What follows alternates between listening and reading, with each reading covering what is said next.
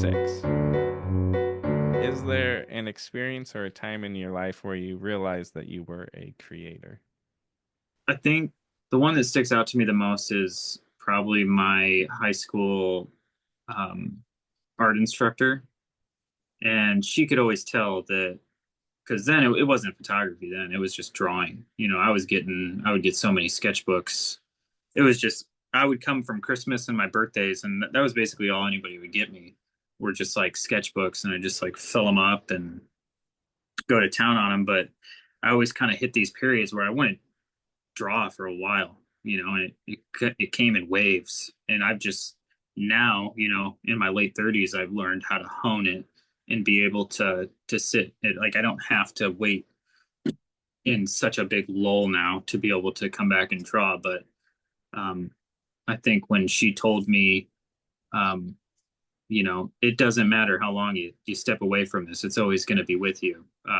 It's your gift and it's your curse at the same time. So you're going to have to learn to work with that. And I think that might have been kind of the acknowledgement of that, like I needed to lean into it, even though I had like my parents and my grandpa, like it just didn't quite register, and sometimes when I'm drawing something or somebody's like, oh, that's, so good. But to me, it looks like dog shit. It's just like, I don't like it. It looks like the most distorted thing. But that's just where your perception of things and, you know, kind of like Stephen King hating your own creation a little bit there. Yeah, I mean that's the plight of every creator, right? Yeah. Your stuff is always the worst. It's always the, but yeah, that's another reason I have such a hard time putting things out is because I will get to a place where I have ripped it apart so many reasons of why it's just not worth it. But I've since tried to uh, kill that or just like get rid of that way of thinking a little bit more and be a little more free with it.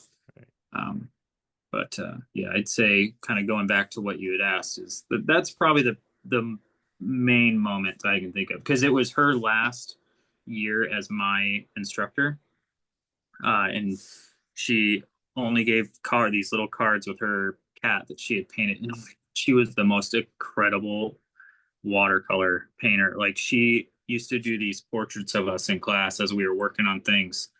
And sometimes, like seeing when she blew herself away with them, were always it just put a smile on your face because she's like, I don't even know how I did that. And it's watching somebody at the peak of their ability, like, because you're in a flow state.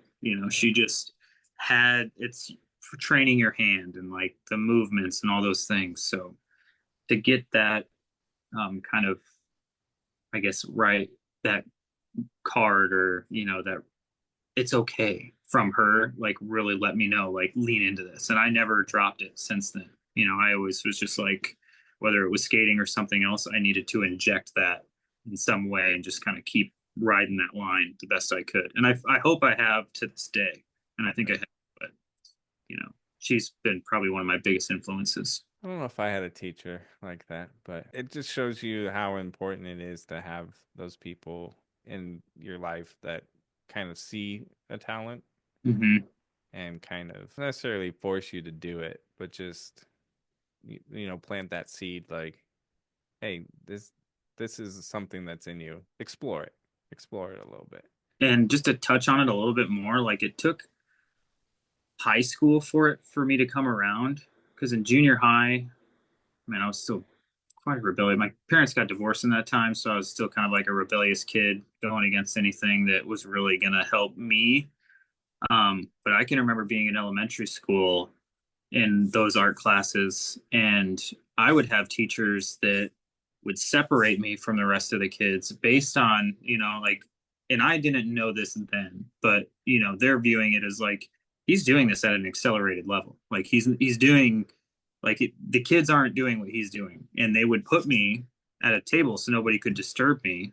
So then they would just want me to like focus on, like, he needs to make this painting, like like expecting me to be Van Gogh or something. All I wanted to do was just be next to my friends. Like I didn't want to be like, what was that kind of tainted me at a young age and made it harder for me to want, because it's like I didn't understand Right. what was going on. So it wasn't until high school where all that stuff kind of came back together. And, Right. thankfully she kind of pulled me back in. But I had good parents too that were always kind of like pushing that on me. Like, you can't stop. As a parent now, I'm trying to find those things that my kids gravitate to. Hmm. And, I'm trying very hard not to force anything on them. Yeah. But it's like, how can I create an environment where if they're interested in this, it's available and there's ways that they can explore it Yeah. without me being like, sit down, you need to read this book right now, or, you know. And, I also learned my kids are very much like me, and it's like every other month there's something that they're some new thing they're interested in. Yeah. It's just like, all right, I don't need to chase everything, but just still have the opportunities for them to explore these things. Yeah. Because it'll either lead them to the next one or they'll jump on and off when they're ready. And Yeah. And there's times that they jump back to something that, they haven't visited in a few months, and you're like, oh, I thought you were over that. And they're like, no, I still like it. yeah. You know. And I'm That's, like, all right, that's good. yeah. It was like my parents with my skating career, they never really understood, because my dad wanted me to go on and wrestle in high school and do all this stuff. And I had other plans in mind. And when I started skating, it was like now, because when I live out here, so many parents put time and effort in, like if their kid skates, like they're at the skate park with them. They're, it's now viewed as having like a viable career to some degree. Like, Right. you have a professional career doing it. And like when I was doing it more in my youth, it's like it was viewed as such like a rebellious thing. Like, you're doing drugs, you're doing this, Right. like had a taboo to it. And my parents were always trying to like take my skates away, and little did they know, like I kind of got sponsored by a shop at a young age, and my parents would take my skates, and I would have to go to the shop, and I'd be like, they took them, they're not giving them back. And he's like, well, I'll order you some more skates. We'll get them in here. And anytime you need to go, you just leave them here. Don't take them home. So like they would kind of sidebar, and I would have to like bypass them to continue to do this. And Right. I'm holding a grudge against them, but I wish they could have kind of seen how far I actually got doing it. And I think my dad does now, but maybe not so much my mother. But my dad definitely kind of acknowledges more now that like, oh shit, he like was really doing some pretty serious stuff when he was skating. Sometimes I think that those kind of sports, it may be better that the parents don't know exactly what you're doing. That's true. Jump down how many stairs? 20, Yeah, I bodyboarded a lot in like high school, college. mhm. And I think my parents were kind of glad not to know how big the waves were sometimes, Yep. Yeah. or Well, how close I almost drowned, or, whatever.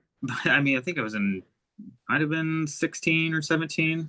I remember I was working in a restaurant. My mom called me and she was like asking me she's like, what's your social security and all this stuff. And I was like, well, why? What's this matter? She's like, I'm taking a life insurance plan out on you.